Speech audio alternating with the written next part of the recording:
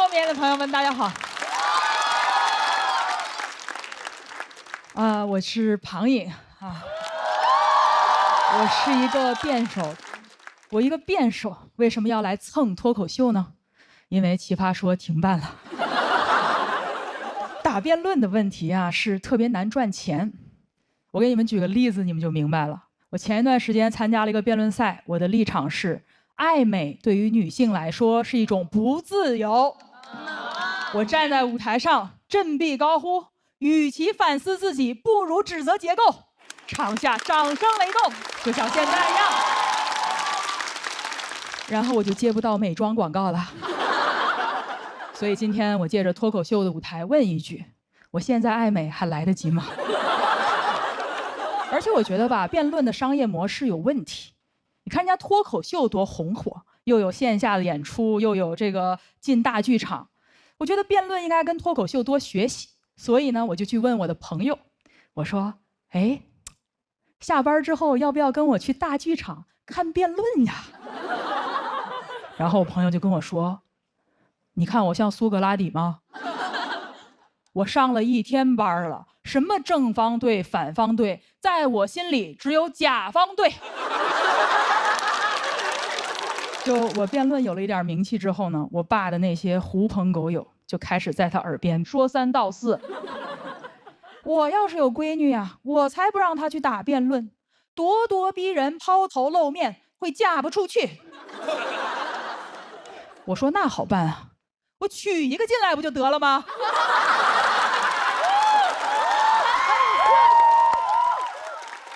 欢迎你们的儿子来入赘。但是当着这些叔叔大爷啊，我什么都没说。不是我怂，因为听我反驳，那可是另外的价格。他们怎么老想把我嫁出去呢？每天就是嫁嫁嫁，我又不是一匹马。听见谁笑了没有？这是我的脱口秀小姐妹跟我说，一定要说一个谐音梗，歃血为盟，算是入圈了。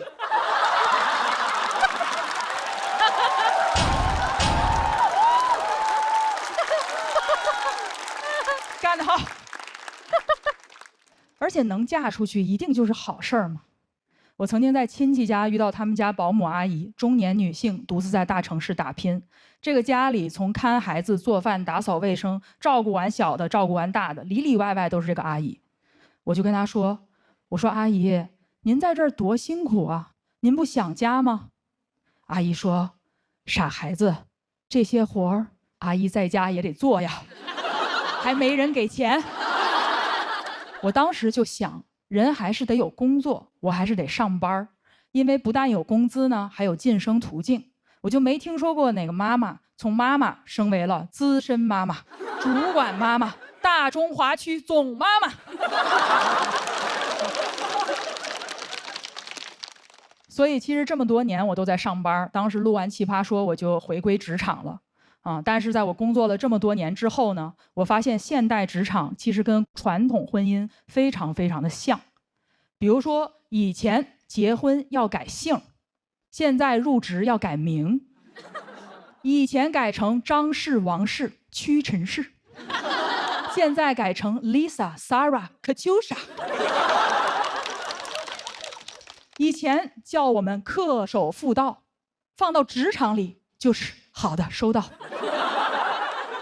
唯一不一样的呢，是以前生不出孩子要打入冷宫，现在是生完了孩子，公司会把你打入冷宫。时代呢，还是有一点进步的，现在是此处无声胜有声。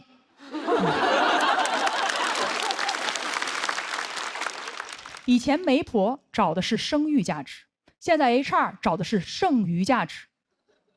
时代进步了吗？没有啊，这两个词用英语写出来都没差别好吗？都是生育价值。而且婚姻和工作呀都靠不住，老板要换人的时候会说，让我们给年轻人多点机会。老公想换人的时候可不会这么说，他会直接这么做。这就是为什么呢？我这个上班的辩手还要来学习脱口秀，因为我觉得脚踏2条船那都是不够的。这个世界上呢，根本没有上岸这回事儿，我们脚踏的船多了，它就连成了岸。1份工作很可能会背叛我，3份工作很难同时背叛我啊。这就叫1条 ship 比不上2条 ship，2条 ship 比不上 open relationship。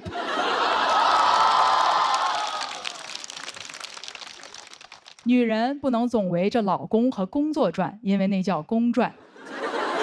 我现在专注自转。我想吃饭啊，现在我都不上桌，我就端个碗自转。我看到哪个桌上有饭呢，我就转到哪桌去吃。我今天吃到了脱口秀这碗饭，我觉得很好吃，希望大家多多支持我，让我多吃几口。谢谢大家。大家好，我是庞颖。我是一个辩手，但我也有一份全职的工作啊。我为什么去上班呢？因为奇葩说已经好几年没办了，马老师转行做喜剧去了啊。所以呢，人上班啊就很难兼顾工作和健康。我前一段时间去体检，查出来几个微不足道的小问题，但是我妈如临大敌，非要过来亲自照顾我的生活。我妈一来，我如临大敌。我妈做饭就是习惯会做很多，所以我总得吃剩的。我说妈，你不是说预制菜不健康吗？剩菜热一热不也是预制菜吗？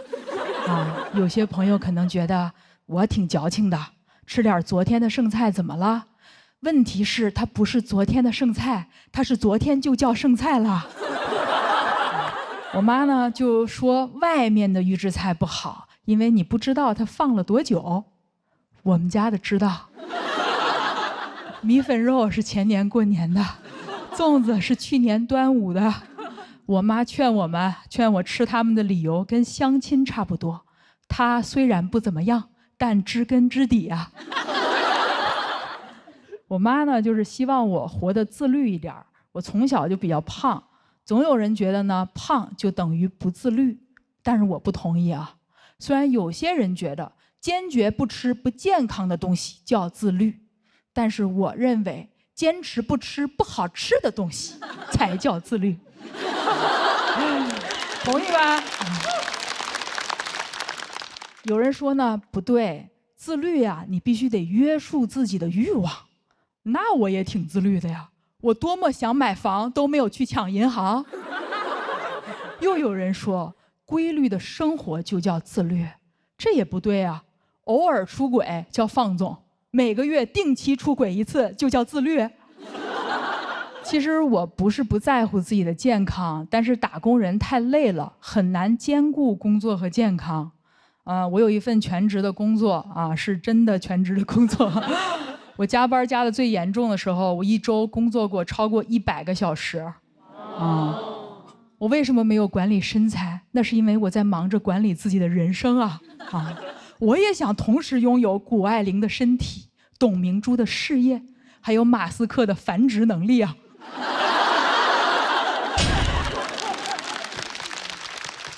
就工作久了呢，是不可能没病的。我觉得我的体检报告比我的工作报告更能体现我工作有多努力。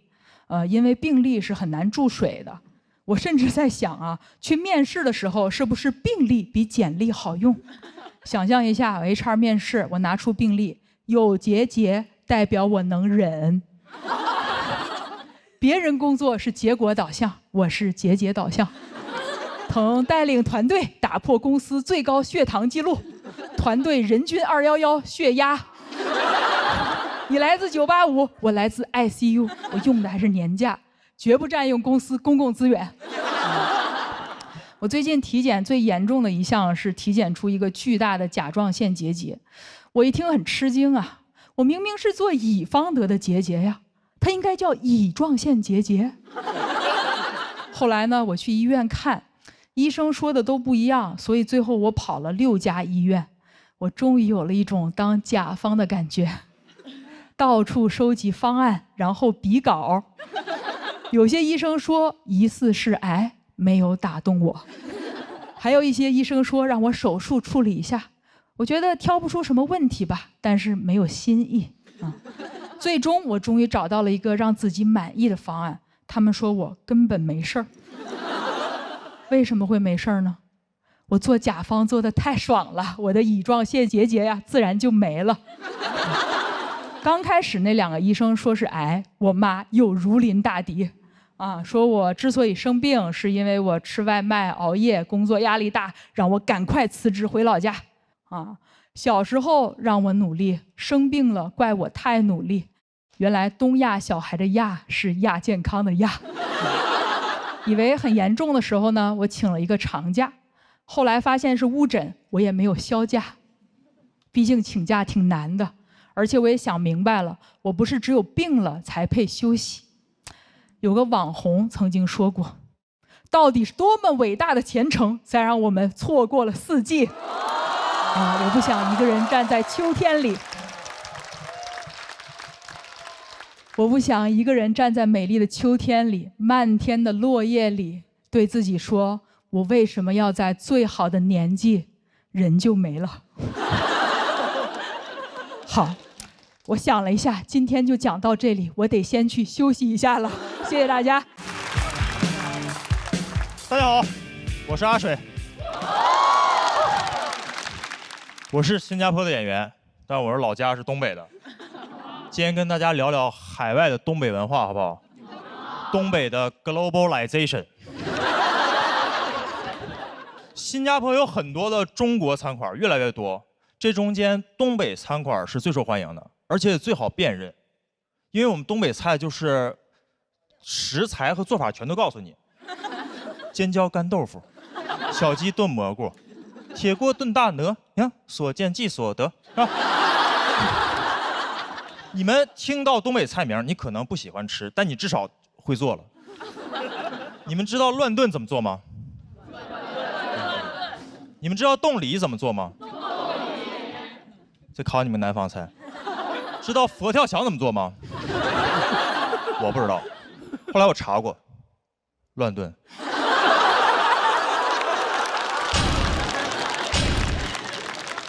我在东北长大，习惯了在菜名里找那个食材和做法。我刚到新加坡的时候，有的菜名是靠猜的。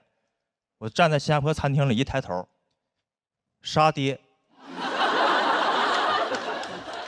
先不吃，听着没大没小。煲仔饭，听着没小的，跟沙爹是套餐，听着像。椰浆饭，娘惹菜。爷爷不泡茶，外婆家的菜，你不知道吃什么，但实在亲戚越来越多。而且不光这个菜名，餐饮餐馆的名字也是，你觉得出了东北都叫得很含蓄，把湖南菜叫湘菜，吧？上海菜叫本帮菜馆，我们东北菜到世界各地都是东北烧烤饺子馆。东北人就不擅长起名，我老家中央有条大街就叫中央大街。我们那儿乡村爱情剧就叫乡村爱情，不会让外地的朋友起疑，说是乡村爱情，乡村爱情，是不是个湖南餐厅呢？听着是。为啥这么直白呢？就是北方人有点好吃的，他就是很巴不得你快点吃，所以选择直白，不会修饰，你懂吗？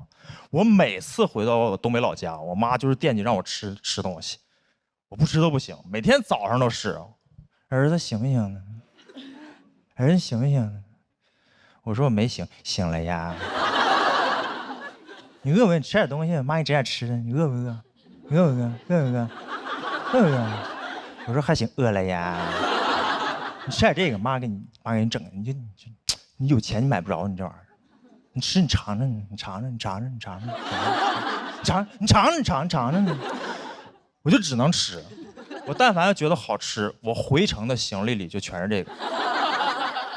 现在的直播带货说一大堆，我觉得没用，你都不如让我妈去啊。直播间的朋友来了呀，这个你尝尝，你尝尝，你尝尝，你尝尝，你尝尝吗？你尝尝。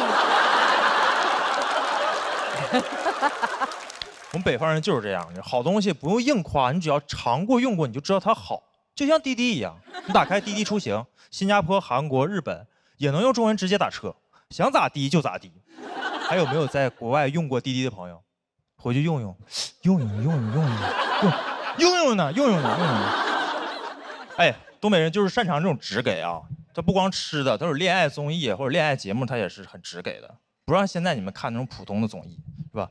单身的地狱，结完婚的惦记离，要离赶紧离，一离十好几集，磨叽。你看我们东北老年人综艺，你上来大爷大妈刚一见面，那大妈说：“那你各方还行啊？”那大爷说：“我都行啊，是吧？”哎，这好综艺，大家回去看看啊，东北看看。哎，关于爱情，东北就是有的时候会过于松弛。我不知道大家听过那个乡村爱情的主题曲叫《谁是我的新郎》，这也太松弛了吧！都已经唠到新郎了，不知道谁是新郎。我每次听这歌都有画面感，我每次听这歌都感觉是彩玲姐唱的，对面站5个小北，你说谁是我的新郎？啊？就是这种松弛。我把这个歌也给我的印度朋友听，我一直在想这个新郎是谁，直到我在新加坡给印度朋友听，我那印度朋友说我们印度有首歌叫《新娘嫁人了，新郎不是我》。这两歌不光歌名能对上，这俩歌好像是一起写的，就都能一起唱。我知道这个时间点唱歌有点奇怪，但是你知道北方人有的时候有点好东西啊。你听听呢，听听。谁是我的新郎？当当当当当当当当当！嘿，别再让我东张西望啊！那苦里猴呀，谁是我的新郎？几米，谁是我的新郎？啊，嫁！哎嗨嗨，快来到我的身旁！咚咚大，好。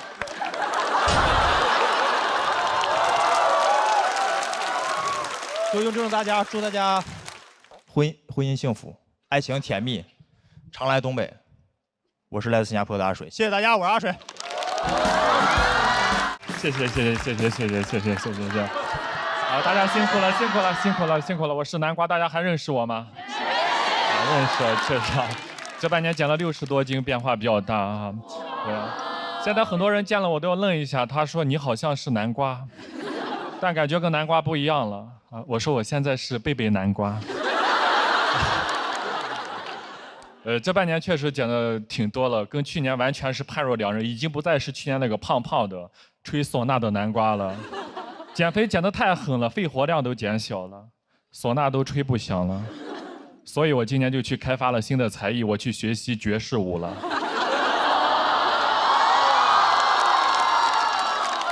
这就是魏舞。而我学跳舞真的很开心，因为我从小就特别想学跳舞，但是在农村没有条件。现在长大了有能力了，我决定去朝花夕拾一下。但现在这个年纪再去学跳舞，你就感觉那个动作很妖娆，学起来就很羞耻。然后我就专门找了个私教，我都找了个私教了，能不能给我安排一个私密一点的教室？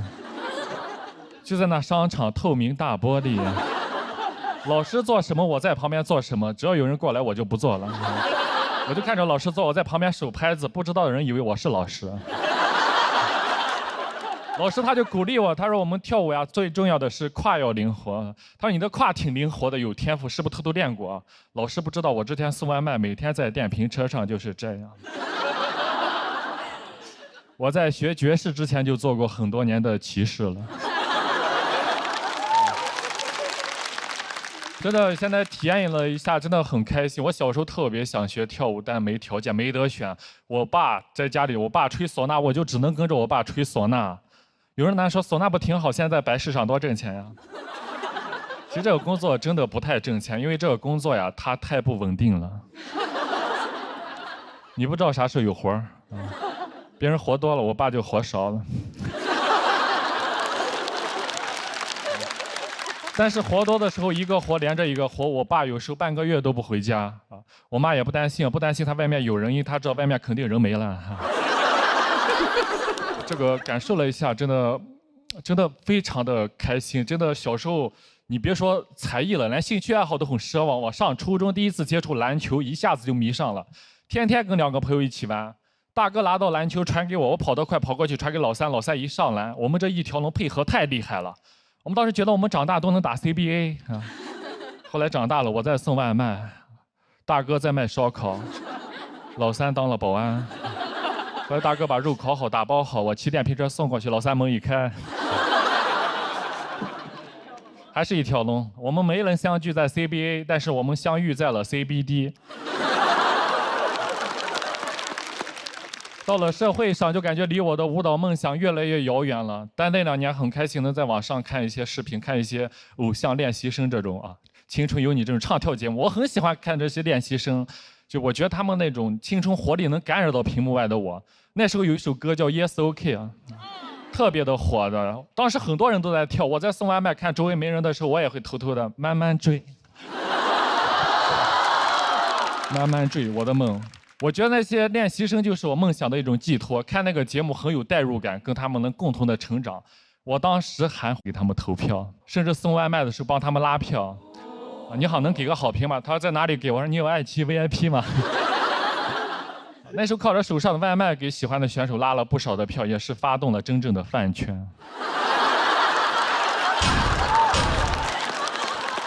那时候那个精神状态跟周围那些同事很不一样。热奈他们出道那天，这非常开心。我坐电动车上说终于成团了。旁边骑手成团几个人呀？我说9个人，他9个人，那你送得过来吗？他们不理解我，他们觉得我是个异类，他们甚至还嘲讽我。他说你天天看那玩意有啥意义吗？有啥意义吗？你也去报名，你也去青春有你也去报名参加。我说算了吧，咱别斗了，我能去爱奇艺，我去爱奇艺搞笑嘛。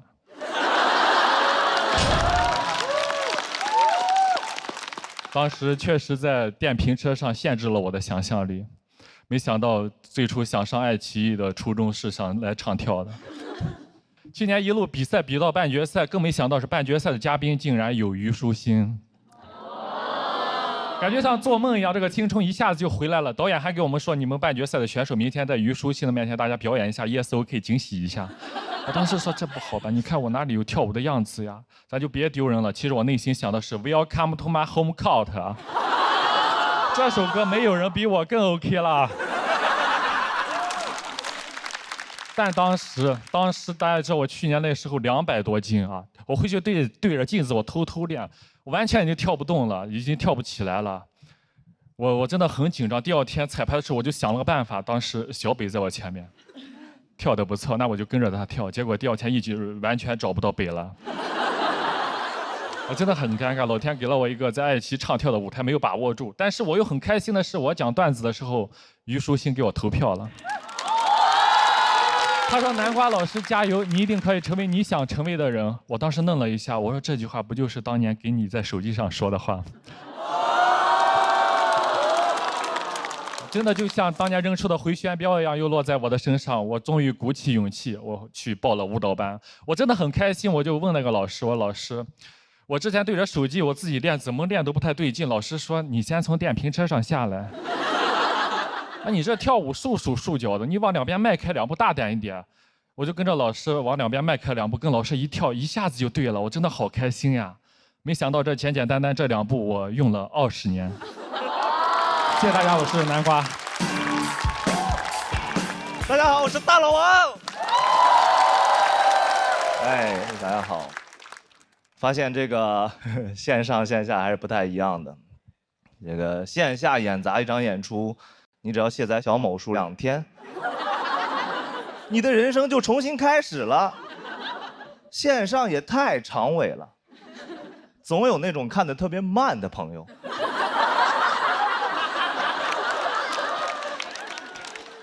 有那种最近才看到第2期的，给我发私信，说大老王，你是最棒的。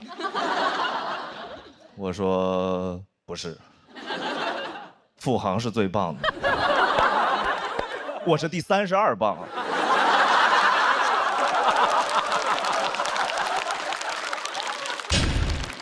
你没有朋友吗？没人给你剧透吗？小某书不猜你喜欢吗？你买咖啡送富航贴纸的时候，你不好奇吗？啊？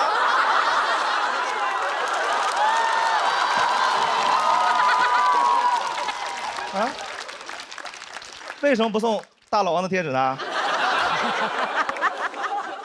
还有追着骂的，你知道吗？追着骂的说你太尬了，找个班上吧。什么逻辑，家人们？什么逻辑啊？脱口秀讲不好，工作就能干得好？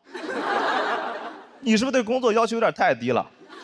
我工作能力更差呢，我干不了那个，才干的这个呀。我上班一些最基本的东西其实都干不好，早高峰都干不明白，早高峰有点太累了。我是觉得早高峰就是一天最累的工作，就不能先工作后早高峰吗？而且早高峰没人开心，对吧？基本上是一天心情最差的时候。我说你叫什么早高峰啊？你就应该叫早低谷。早高峰没人开心，但换句话说哈，你要在早高峰看到人开心，你不害怕吗？整个地铁人，所有人都觉得有哥们在那当啷当当当当。找这些。你感觉他背着小书包就去炸单位了，你知道吗？到了公司，老板不在，一顿乱炸，基层互炸。老板来了，懵了，人呢？哦，优化完成了。我不理解早高峰，原因是早高峰的目标叫打卡，打卡又是我认为21世纪最抽象的发明，对吧？这玩意儿太有意思了。你看啊，人到了公司，没打卡不算到，对吧？人没到公司，打卡了算到。怎么定义存在？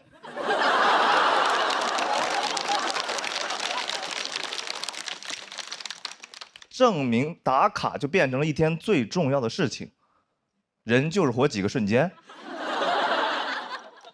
我以前老板还跟我说过那种公司福利，说公司以后不打卡了。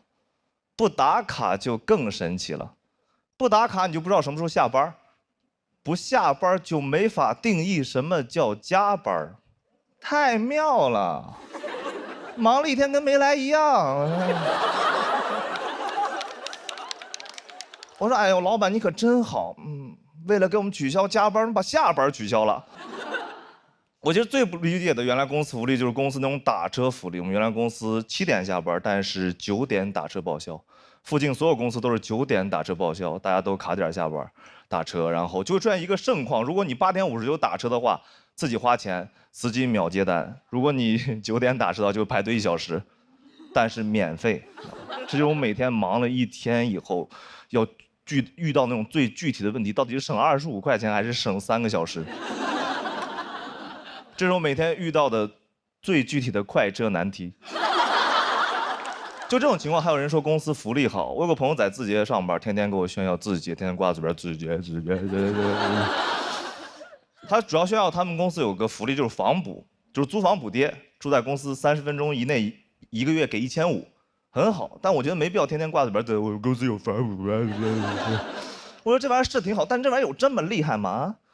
你知道以前长工住地主家都免费吗？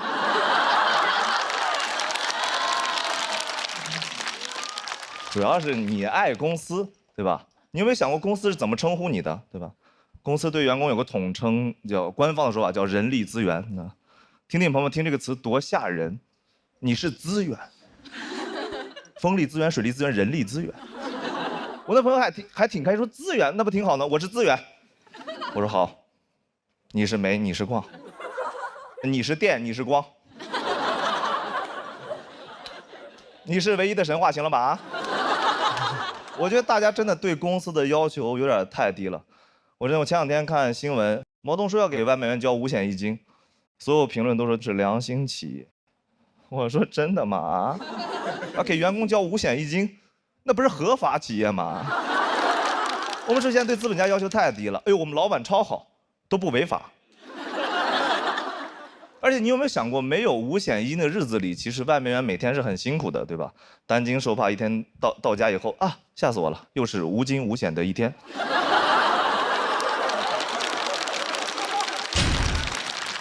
朋友们，我聊这些是因为我不上班，你能理解吧？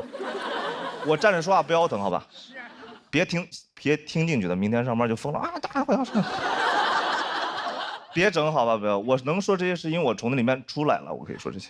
我在公司的话，能晚到半小时，我是一定会晚到半小时的，我是一定的。如果能有1500的房补，我是必须到手的。这就是我的英雄主义。这是我认为我的英雄主义，就是每个普通人的英雄主义，就是在你加班到每个普通人的英雄主义，就是在你加班，就是在你熬夜加班到晚上9点以后，依然选择等公司打车下班。谢谢大家。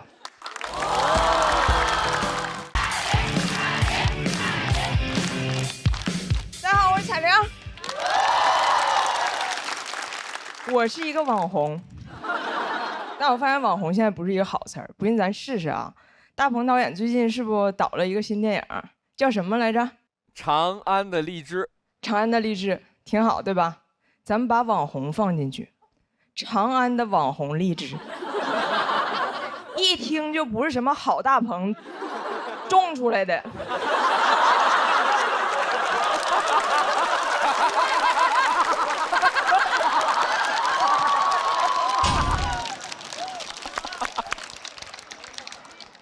但是我就是一个网红，所以每次我参加活动，主持人介绍我的时候，就会非常煞费苦心。张彩玲，大胖媳妇儿的媳妇儿，互联网超高人气女老铁。我心想，这还不如网红呢。还有一次更夸张，主持人说：“欢迎张彩玲，跨国家庭幽默短剧创始人。”我老公听完吓一跳，谁撞死人了？我说我撞死你汉语老师了。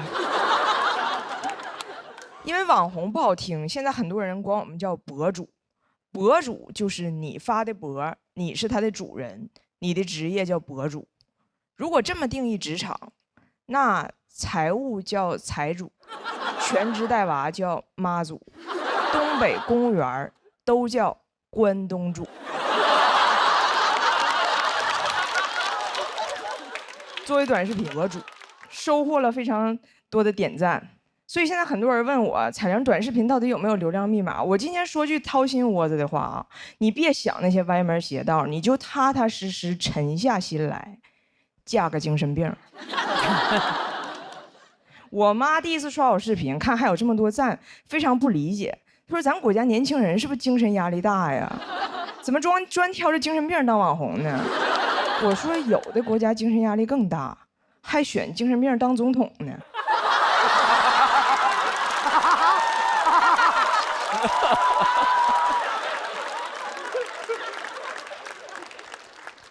做短视频之后，我也成了个精神病。不知道你们听没听过？我以前说过一个事儿，就是讲我这个外国老公第一次来中国上蹲便不会蹲，我还得教他。对，我教他，我说双腿弯曲，重心下沉到极致。他一个努力跪下了，然后怕弄脏，把衣服一件件都脱了挂门上了。看着他的厕所上的一丝不挂啊，这要搁以前我早发火了，现在我想早发早火了。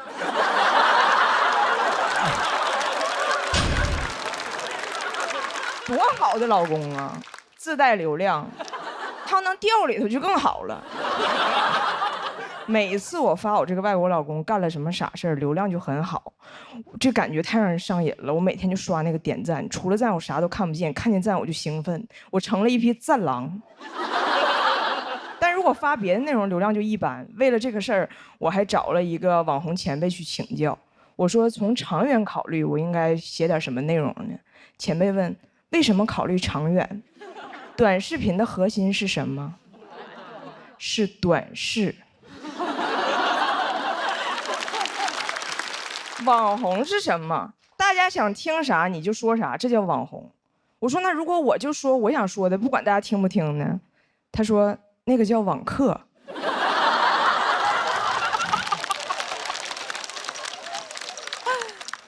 前辈说网红的优点就是流量大，号说火就火。网红的缺点是寿命短，号说封就封。哎，听完他那番话，每次我听到那个卫生巾广告，我都感觉非常恐惧。不管流量多大，都能瞬间消失。我流量最好的一条视频是讲我的儿子，他叫张拿铁，啊，他作为一个混血宝宝，居然不会说英语，还被双语幼儿园给拒收了。这个视频让我涨了很多新粉儿。我正乐呢，前不久张拿铁突然开始说英语了，塌房了。祸不单行，茅房传喜讯，我老公会蹲了。听着儿子英语发音准确无误，看着老公在厕所蹲得稳如泰山，我心想这日子没法过了。哎，你们这么正常，我发啥呀？是你们自我成长的时候吗？你说一个好好的外国小孩，怎么还说上外国话了呢？我这个号起号就是靠老天爷赐我精神病，现在流量来了，精神病怎么还擅自痊愈了呢？我觉得王菲春晚那首歌就是给我唱的，世界赠予我，也赠予我，赠我一场病，又慢慢痊愈姚风铃，他俩痊愈谁疯了？铃。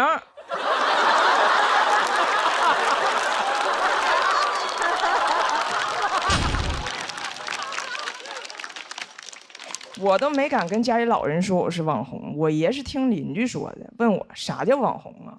我说这么解释吧，电视上给你演的叫明星，手机上给你演的叫网红。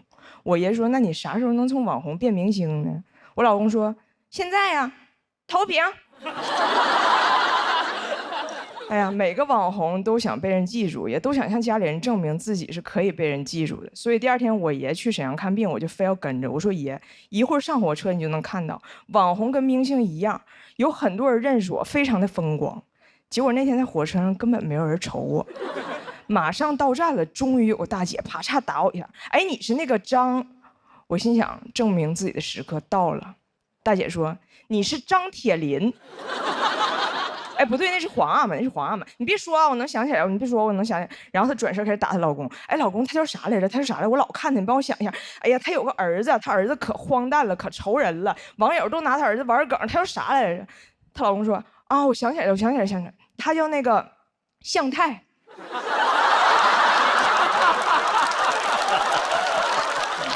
我是彩玲，谢谢大家。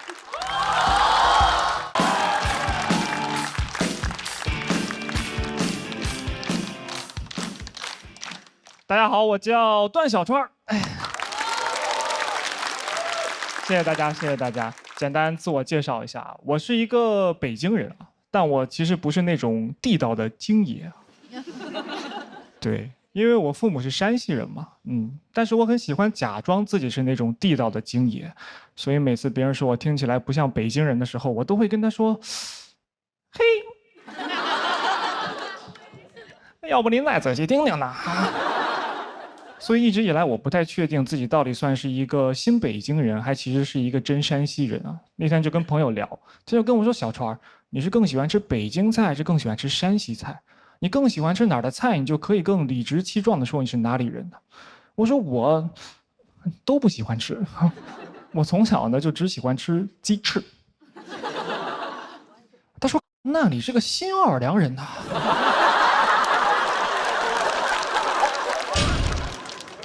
我这朋友是一个大傻子，而我的父母其实是在考大学那会儿考到了北京，然后就一直扎根到了现在。想跟大家介绍一下我的父母啊，因为我觉得我父母其实和这个传统家庭里父母的分工不太一样。就我妈其实是传统家庭里父亲的那个角色，主要负责赚钱养家和糊口，然后我爸呢就是传统家庭里面儿子的那个角色。对，他主要负责花我妈的钱，吃我妈的饭，时不时再气一气我妈。我们家表面上看上去一家三口啊，实际上单亲妈妈带俩娃。每次出门我都说这是我妈，这是我大哥。我大哥总爱跟我玩一个男生间很爱玩的游戏，叫爸爸。但我妈其实是在国企上班，我爸是老师啊，都不是什么暴利的行业。但是我爸就是会挣的比我妈少很多，时间长了你就感觉家里两个男的，哇，我跟我爸，一个啃老，一个啃老婆。他们都快退休了。我爸刚参加工作的时候是在一所排名倒数的高中教语文啊。30年过去了，我爸现在的工作呢是在一所排名倒数的高中教语文。30年过去了，他还在河东。莫欺少年穷，但我爸至死是少年呢。人别的老师教书那是桃李满天下，我爸教书那就是灵活就业，人员满天下。他虽然是教语文的，但这30年他从来没有辅导过我语文。小时候不懂事还挺生气的，你现在想想，这可能也是一种父爱的体现吧。相比我爸在他事业上的躺平跟不努力，我妈这些年真的很努力，也攒了不少钱。去年有一天，我妈就过来跟我说，她说：“儿子，我在北京给你买房了，写的你的名字。”我的反应也是这样，我说：“妈，哇！”当时嗡的一下，脑子里第一反应，我的天哪，我妈肯定是腐败了呀。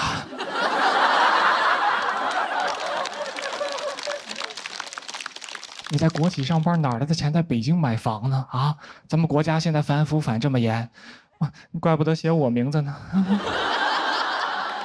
我说，要不还是写我大哥名字吧？我的人生才刚刚开始。我很担心这个房子的来历，我就旁敲侧击地问我妈，我说妈，咱家那房子他买的干净吗？我妈说啥呢，儿子，我这个找大师算过了，那片地特别干净啊。我说妈，我问的不是家里面的风水，我问的是家里的流水。然后我妈跟我解释，她其实是在2010年那会儿，管银行贷了100多万买了一套房子，前几年涨到700多给卖掉了，才买了这个新房子。我听完以后也大为震惊，我说妈，哇，你当年眼光这么好，怎么看上我爸的呢？我妈说：“嗨，投资嘛，都有看走眼的时候呢。”所以我很感谢我妈。大家常说父爱如山嘛，但我真的觉得在很多家庭里面，母亲才是那座真正的高山。我真的很感谢我妈，让我在北京拥有了一个可以遮风避雨的地方。我现在甚至心态都发生了一些变化，你们知道吗？我之前一直觉得我可能就只是一个出生在北京的普通孩子哈，现在有了房之后，我觉得我就是一普通的我们北京孩子呀。